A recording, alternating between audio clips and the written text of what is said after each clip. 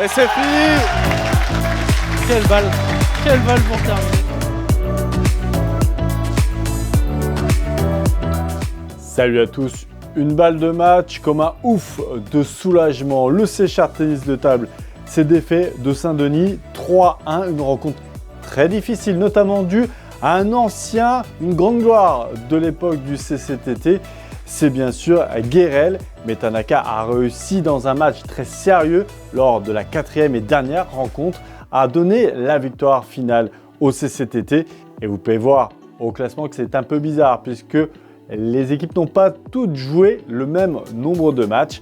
Chartres est quand même 3e. Personne ne peut les arrêter. Le Séchart Rugby continue sa marche en avant en Fédéral 1. Nouveau succès cette fois-ci du côté de Paris face au PUC avec 5 essais. Victoire 35-17. À noter le triplé de Latouselou Vailea. Au classement, tout va très bien avec 15 points d'avance pour Chartres sur son dauphin. C'est vraiment une habitude, une marque de fabrique. Le CCBF adore faire trembler ses supporters jusqu'à la dernière action.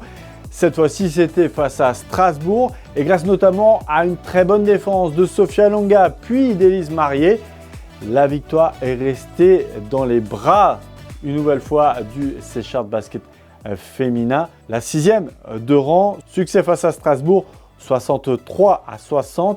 Une autre habitude, c'est le double-double de Nicole Enabosi. L'intérieur signe 24 points, 11 rebonds et 25 dévals, mais surtout à 3 points. Regardez, elle a réussi 3 points sur 3 tentés. Les Blue Eyes confortent leur 2e place au classement. Le CCV a un mental en béton, mené 2-7-1 face à l'Escar. Le Séchart Volley s'impose finalement 3-2 à l'extérieur. La balle de match est à l'image de cette rencontre très tendue entre les deux équipes. Et regardez pourquoi cette victoire aussi est très importante. C'est que Brive de son côté a été battu à l'extérieur 3-2. Et donc du coup, le Séchart Volley a maintenant 4 points d'avance. Une semaine parfaite pour finir cette phase 1. Le CCBM a enchaîné 2 succès à domicile cette semaine. Tout d'abord face à Vitré dans une rencontre importante pour la suite du championnat. Victoire 79-76 avec un Paul Bouloukoué en feu. Il a signé 20 points. Puis Chartres a battu Paul France dans un match qui n'avait pas vraiment d'enjeu. Et cette fois-ci, c'est Créon qui a signé une belle feuille de match avec 20 points et 7 rebonds. Le CCBM finit à la première place à égalité avec Rennes et Lune Plage. C'est la fin de ce vestiaire. On se retrouve la semaine prochaine.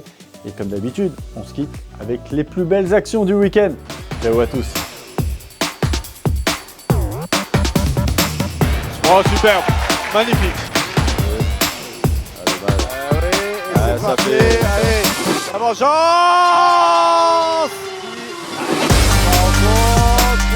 Dans la présence, le panier.